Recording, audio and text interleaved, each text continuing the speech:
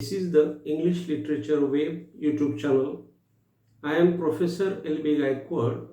Today talking on the topic of the poem The Dream by John Donne. This is the part 5th and it is the concluding part of the poem. Here John Donne talks about his beloved and he vindicates his beloved, means he increases the beauty of his beloved, that she has been the complete beauty in his life, because the poet feels that there is no other beauty in the life without the beauty of his beloved. So he says that his beloved is a substance of the beauty, or his beloved is the beauty of the heaven or the paradise. If his beloved remains with the poet, she shows her divinity. Remember, the poet says here that the beloved has no importance without the lover. That's why the beloved of the poet has no importance without the poet. Here, the poet emphasizes the particular importance of love, that the beloved and lovers have the importance when they are with each other, or when they are in the particular union of love.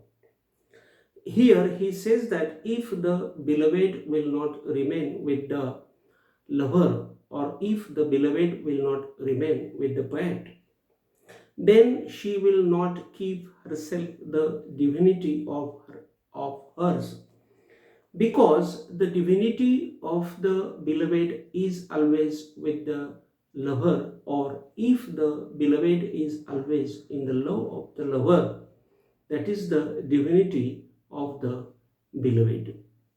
That beloved is chaste, that beloved is pure, that beloved is having the spiritual love. Here the poet says, and if the beloved goes away from him, then she forgets her divinity with him according to him. Here the purpose of talking of the poet is not simple. The poet is talking here about the life of the people of his time.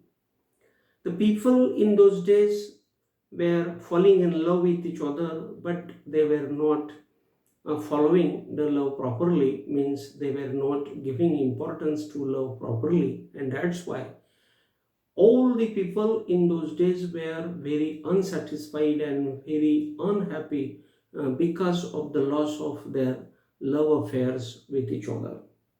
Here that's why the poet says that the beloved should be always with the uh, uh, lover, because the lover and the beloved both create the union, which is the sacred union, and that becomes the platonic union, or that becomes the particular heavenly or paradised union of the lovers. And that's why he says that the beloved should be always with the lover, or the beloved should be always with the poet.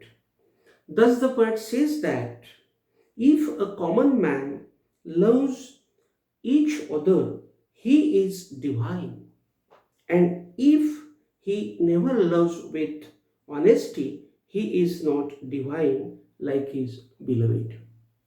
Here, the poet compares the common man with his beloved, that if the common man loves the common man, or if the man loves the man, then as per the poet, it is the divinity of these two persons.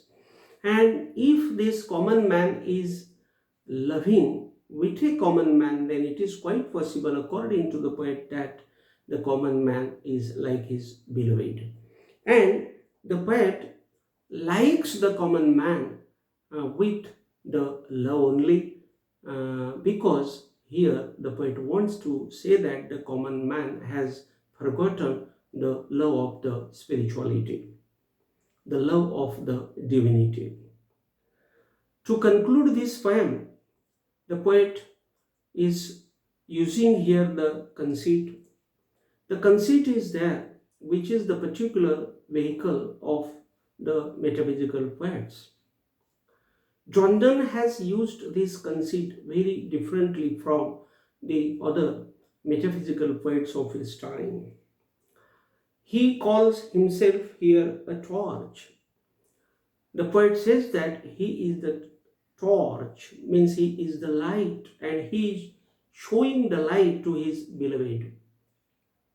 Because he says that his beloved should not be in the darkness of the physicality, or she should not follow the physical life of the common man. She should be very away from the physicality of the common man, and that's why he gives here the particular light to his beloved, and that's why the poet compares himself with the torch, and his beloved lights a torch.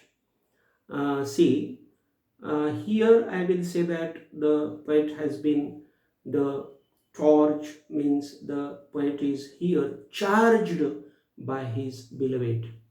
It means that his beloved is a lighter and the poet is a particular torch, and that torch is charged by the particular lighter or cell, CELL cell, which is called beloved, and that beloved always charges the poet with her love. And that's why here the conceit is showing the image of the torch and the light. Here again the torch is charged with the beloved's light and is put ready for the use in life. Remember, the poet calls himself a torch. That torch is useful for the life when the torch, means the poet, is charged by the beloved. That beloved has been the, I will say, lighter, has been the sail by which the poet is always charged, and the poet comes there into the use of the particular utility in the life. Means the poet is used in the life only because of the charging done by the beloved, and that's why here the poet calls himself the torch, and the beloved is the charging substance to his torch. Her entry into the bedroom bounces his passions to satisfy her sexual desires. Here the poet is very much romantic, and romantically he talks that she enters into the bedroom, and when she enters into the bedroom she springs of the passions or the sexual desires of the poet, and the poet gets romantic there, and he wants the particular union of romanticism with his beloved.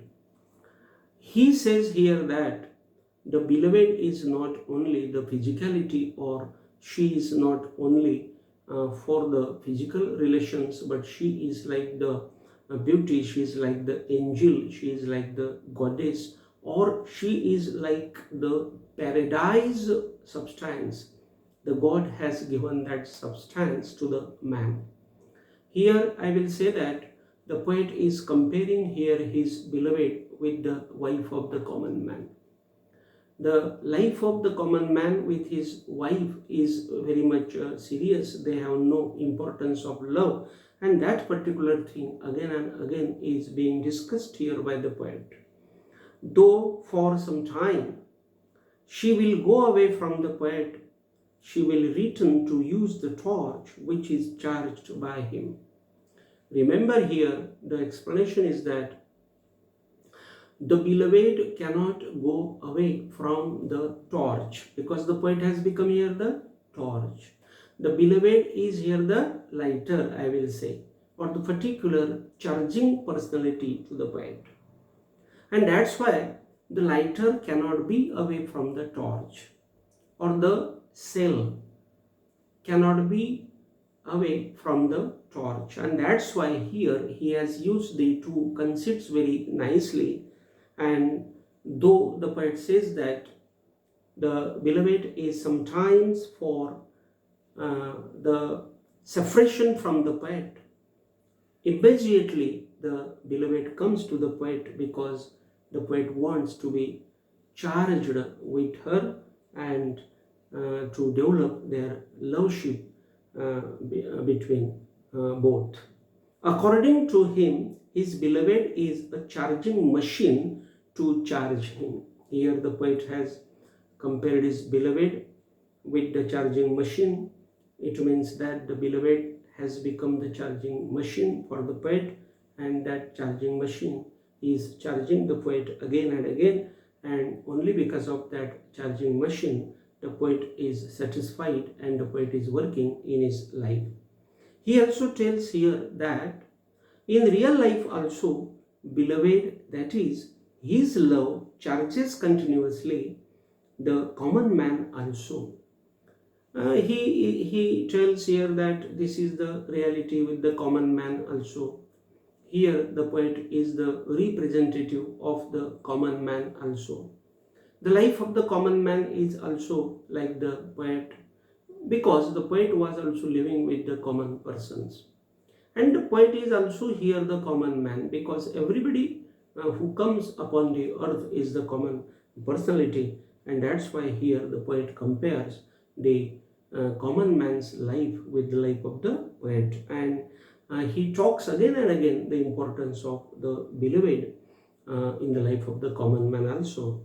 Here he gives the guidance to the common man and his wife that they should also develop the loveship between them, like the poet and his beloved. The poet is engaged permanently in looking the dream of his beloved. Remember here, the poet has engaged himself in the looking of the dream permanently, and he doesn't want that she should go away from him.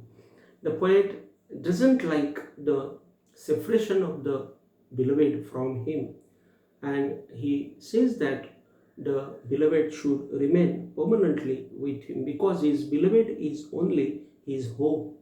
Otherwise, his life will bring him a death. Here the poet says that the beloved is alive for the lover, because his beloved is alive for himself. Because if his beloved will be away from him for a minute also, then it will be his death, and that's why the poet does not like that his beloved will go away from him and he will die. He wants to be the permanent, he wants to be the platonic lover, he wants to be the spiritual lover of his spiritual beloved. Both have come from the heaven, from the paradise here. Thus, John Donne is a love poet here, and this poem is a love poem and a metaphysical poem.